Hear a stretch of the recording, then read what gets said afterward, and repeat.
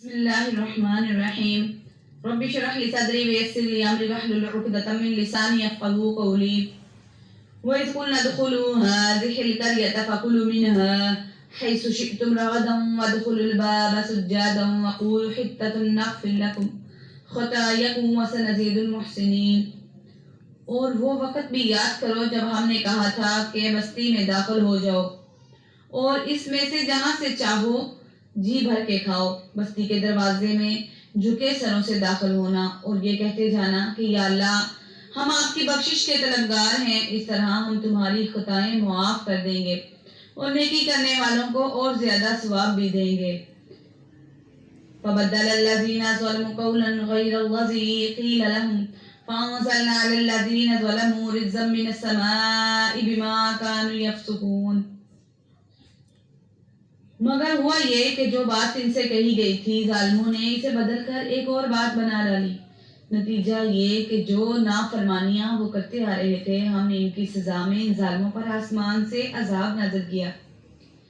اسی صحرا میں رہتے ہوئے جب مدت گزر گئی اور بنی اسرائیل من و سلوہ سے بھی اکتا گئے تو انہوں نے یہ مطالبہ کیا کہ ہم ایک ہی قسم کے کھانے پر گزارا نہیں کر سکتے، ہم زمین کی ترکاریاں وغیرہ کھانا چاہتے ہیں۔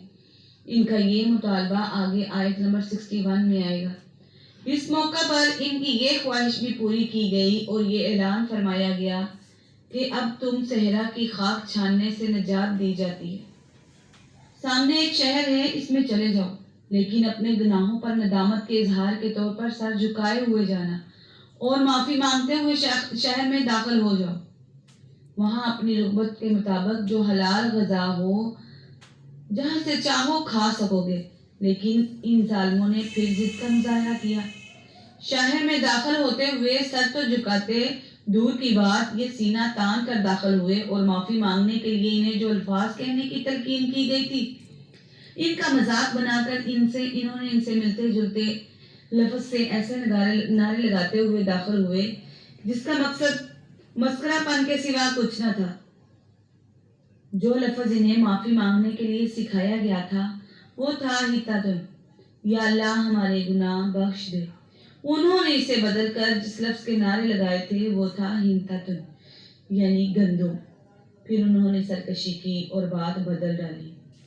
وَإِذِ اسْتَسْقَىٰ مُوسَىٰ لِقَوْمِهِ فَقُلْنَا اضْرِب بِّعَصَاكَ الْحَجَرَ فَانفَجَرَتْ مِنْهُ اثْنَتَا عَشْرَةَ عَيْنًا قَدْ عَلِمَ كُلُّ أُنَاسٍ مَّشْرَبَهُمْ كُلُوا وَاشْرَبُوا مِن رِّزْقِ اللَّهِ وَلَا تَعْثَوْا فِي الْأَرْضِ مُفْسِدِينَ۔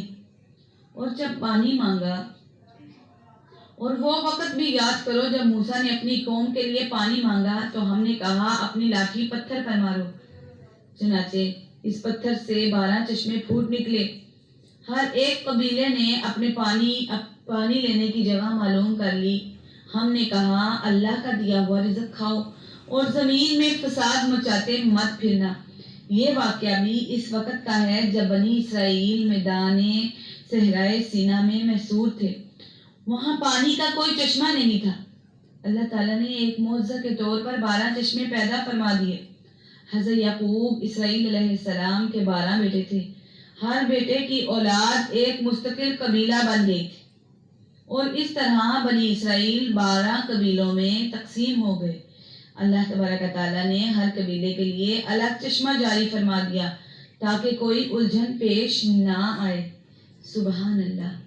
وَإِذْ قُلْتُمْ يَا مُوسَىٰ لَن نَّصْبِرَ عَلَىٰ طَعَامٍ وَاحِدٍ فَادْعُ لَنَا رَبَّكَ يُخْرِجْ لَنَا مِمَّا تُنبِتُ الْأَرْضُ مِن بَقْلِهَا وَقِثَّائِهَا وَفُومِهَا وَعَدَسِهَا وَبَصَلِهَا قال أتستبدلون الذي هو أدنى بالذي هو خير اهبطوا مصرا فإن لكم ما سألتم وضربت عليهم الذلة والمسكنة وباءوا بغضب من الله ذلك بأنهم كانوا يكفرون بآيات الله ويقتلون النبيين بغير الحق ذلك بما عصوا وكانوا يعتدون۔ اور وہ وقت بھی جب تم نے کہا تھا کہ اے موسیٰ ہم ایک ہی کھانے پر صبر نہیں کر سکتے، لہٰذا اپنے پروردگار سے مانگیے کہ وہ ہمارے لیے کچھ وہ چیزیں پیدا کرے جو زمین اگایا کرتی ہے، یعنی زمین کی ترکاریاں، اس کی ککڑیاں اور اس کی گندم، اس کی دالیں اور اس کی پیاز۔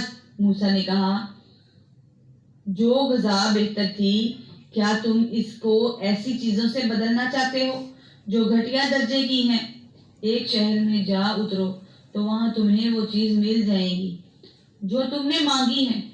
اور ان یہودیوں پر ذلت اور بے کسی کا ٹھپا لگا دیا اور وہ اللہ تعالیٰ کا غضب لے کر لوٹے۔ یہ سب اس لیے ہوا کہ وہ اللہ کی آیتوں کا انکار کرتے تھے اور پیغمبروں کو ناحق قتل کر دیتے تھے۔ یہ سب اس لیے ہوا کہ انہوں نے نافرمانی کی اور بے حد زیادتیاں کرتے تھے۔ یہ وہی واقعہ ہے جو اوپر حاشیہ نمبر 45 میں بیان کیا گیا ہے۔ اللہ تبارک و تعالیٰ ہمیں قرآن پاک کو پڑھنے اور سمجھنے کی توفیق عطا فرمائے۔ اللہ پاک ہمیں اپنے ان بندوں میں سے چن لے جو اس کے اور اس کے پیارے نبی کے پسندیدہ ہیں۔ آمین۔ آپ سب کی دعا کو آپ کی بہن